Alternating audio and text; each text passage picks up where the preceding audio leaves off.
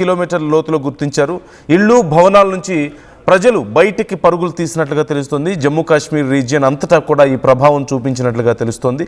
ఈ నేపథ్యంలో అధికారులు అప్రమత్తమయ్యారు. జాగ్రత్తలు పాటించాలంటూ ప్రజలకు సూచనలు చేస్తున్నట్లుగా తెలుస్తోంది. 5.7 తీవ్రత నమోదైనట్లుగా తెలుస్తుంది. ఖచ్చితంగా చాలా ఇంపాక్ట్ చూపించేటువంటి రేంజ్లోనే ఉందని చెప్పాలి.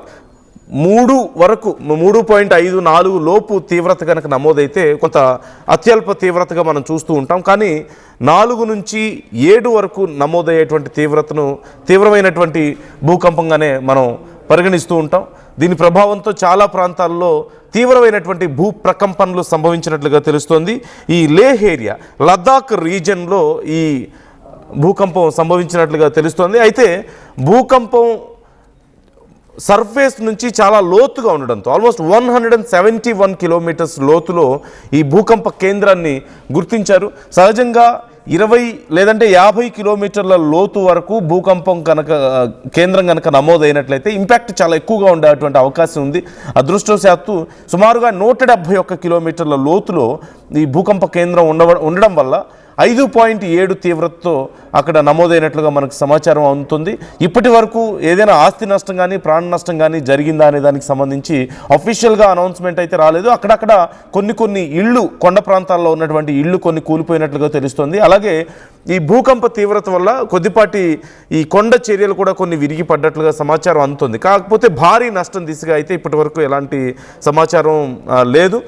అయితే మరొకసారి వచ్చే అవకాశం ఏమైనా ఉందా అనే కోణంలో ఇప్పుడు అధికారులు అక్కడ అంచనాలు వేస్తున్నట్లుగా తెలుస్తుంది, అక్కడ విచారణ చేస్తున్నట్లుగా తెలుస్తుంది. ఇంకా దీనికి సంబంధించి పూర్తి స్థాయిలో డీటెయిల్స్ రావాల్సి ఉంది. మీరు చూస్తున్నారు, ఒకసారి అక్కడ మ్యాప్స్లో మీరు చూడొచ్చు, లేహ్ ప్రాంతంలో ఈ ఘటన, ఈ భూకంప కేంద్రాన్ని గుర్తించారు. దీనివల్ల అటు లదాఖ్, లేహ్ ప్రాంతంతో పాటుగా ఇటు జమ్మూ కాశ్మీర్ పరిసర ప్రాంతాల్లో కూడా దీని తీవ్రత 5.7గా నమోదైనట్లుగా తెలుస్తోంది.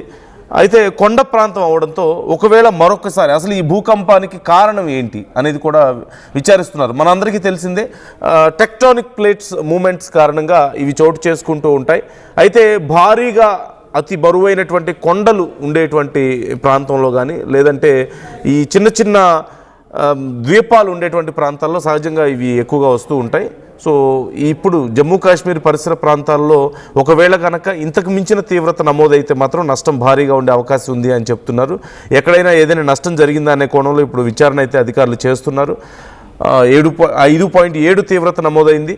అయితే భూకంప కేంద్రం అత్యంత లోతులో ఉండడం వల్ల నష్టం తక్కువగా ఉందంటే అధికారులు చెప్తున్నట్లుగా తెలుస్తుంది. 171 కిలోమీటర్స్ డెప్త్లో ఉంది భూకంప కేంద్రం. దీనివల్ల నష్టం తక్కువగా ఉంది అంటే అధికారులు చెప్తున్నారు. ఒకవేళ కనుక ఇదే భూకంపం 50 కిలోమీటర్ల లోతులో కనుక సంభవించినట్లయితే, దాని కేంద్రం ఉన్నట్లయితే తీవ్రత చాలా ఎక్కువగా ఉండేది. అప్రాక్సిమేట్లీ 7 to 8 తీవ్రత వరకు నమోదై ఉండేది. దానివల్ల అత్యంత భారీ నష్టం జరిగి ఉండేది అంటూ చెప్తున్నట్లుగా సమాచారం అందుతుంది. అక్కడక్కడ కొన్ని చోట్ల ఈ కొన్ని కొండ చర్యలు విరిగిపడడం, కొండల మీద ఉన్నటువంటి ఇళ్ళు కొన్ని కూలిపోయినట్లుగా తెలుస్తుంది, పాత కట్టడాలు కొన్ని, అలాగే ఈ రోడ్లకు కొన్ని బీటలు వారడం ఇలాంటివి చోటు చేసుకున్నాయి.